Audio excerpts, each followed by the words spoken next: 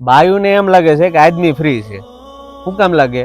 કેમ કે પુરુષો છે ને રોદડા નથી રોતા. ઘરની બળતરા, કમાવાની બળતરા, ભાઈ બહેનને પરણાવવાની બળતરા, એમાંય પાછી બાયુની બળતરા. તો એ કોક પૂછશે ને કેમ છે, તો કે ભાઈ મોજમાં, ફર્સ્ટ ક્લાસ એમ.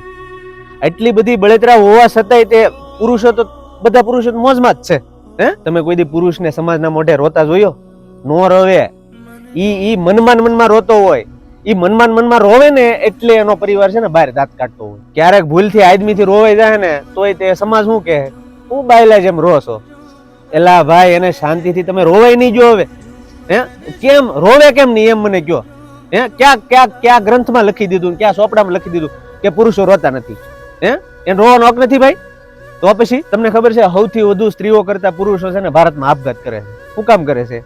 કેમ કે ઈ રોઈ ન થકતા. પોતાની બળતરા છે ને એ કોઈને કહી ન થકતા. ઈ બિચારો રોહે ને તોય મનમાં રોઈ નાખશે, પણ એ કોઈને કહે નહીં. તોય છેવટે આખું ઘર છે ને પુરુષને દોષ દે. તમે કરી શું દીધું? હે, ઘરે બે માણા બાંધતા હોય તો બાય હોય તો એ થેલો ભરીને એના બાપાને ઘરે વહી જાય. પુરુષ ક્યાં જાય? હે, પુરુષનો ઓપ્શન જ ન બીજો કઈ. એટલે ભાઈ પુરુષ થવું છે ને બહુ અઘરું છે.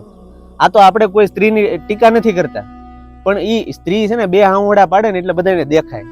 પુરુષ પાડે નહીં ને એટલે કોઈને દેખાતું ન. બાકી પુરુષ ઈ જાણતો હોય કે ઈ કઈ રીતના જીવે છે, કઈ રીતના બધું સહન કરે છે.